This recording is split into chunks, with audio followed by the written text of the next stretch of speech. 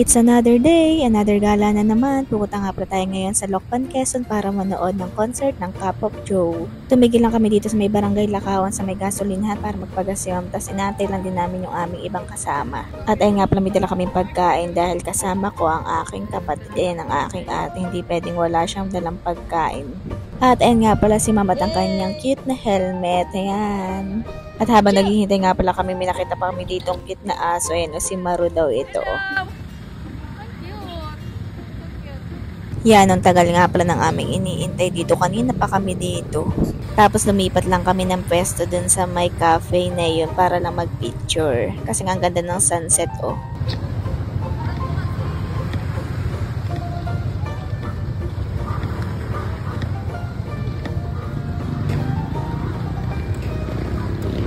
At kita nyo naman, medyo madilim na nang dumating tong aming isang kasama. Yan, oh.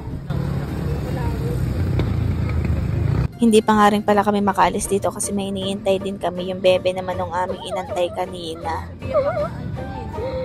Alright! Oh, game na! At ayun na nga, dumating na yung bebe ng aming isang kasama. Kaya yan, nalarga na kami papunta ng Lokban, Quezon.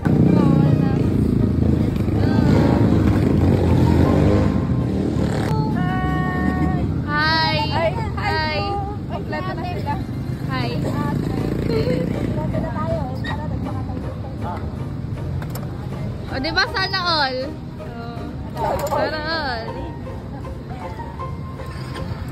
Tayo, ikaw mauna, ako kahulihan. Mangihigin ako mamaya doon na lalagyan ko ng helmet. Yun.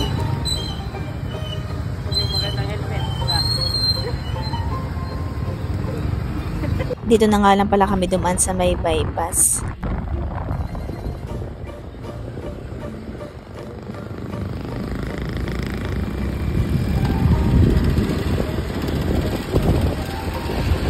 Dito pa nga lang pala sa may Doña Carmen sobrang traffic na daming biyahe na papunta ng Lokban. At ayan na, nandito na nga pala kami sa bayan ng mga superstars, ang bayan ng Lokban, Quezon.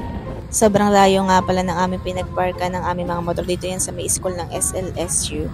Dito na lang kasi namin nilagay para mamaya pag awian na ay madali lang kami makakalabas kasi ipasok pa namin doon sa may loob-loob pa. Sobrang dami din naman nakapark dito ng mga sasakyan kaya dito na lang din namin talaga nilagay. Tapos nilakad na lang namin pupunta doon sa may bayan.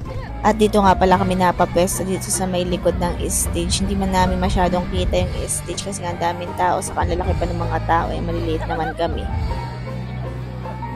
Dito nga pala maagap-agap pa, hindi pa yung lalabas. Kaya yan, may ibang kumakanta muna dito.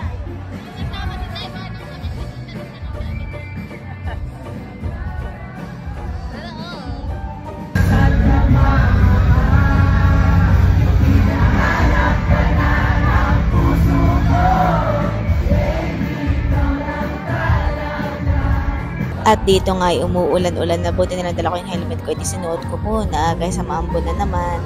At sobrang nga nakakangala, inaupo muna ako dito sa may kalsada.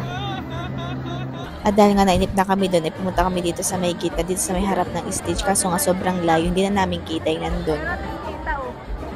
Narinig ko nga sabi ng iba yung mga 10 PM pa daw lalabas yun. Ay ito yung mga alas 9 pala. Ang nainip na din kami kaya umuwi na rin kami. Hindi rin kasi namin masyadong kita dito kasi nga super layo na talaga. Kaya ayun, umuwi na rin kami, nilakad ulit namin papunta sa may school kasi nandun yung aming motor. Medyo malayo-layo ding lakaran. Sayang nga, hindi na namin nahintay. Hindi ko na rin napakinggan na kumanta sila ng live. Mabi na tayo sa ating motor. Uwi na kami kasi matagal kasi sila lumabas. Sayang, hindi nila kami makikita. Kumain lang muna kami dito kasi nga gutom na para makauwi na rin kami.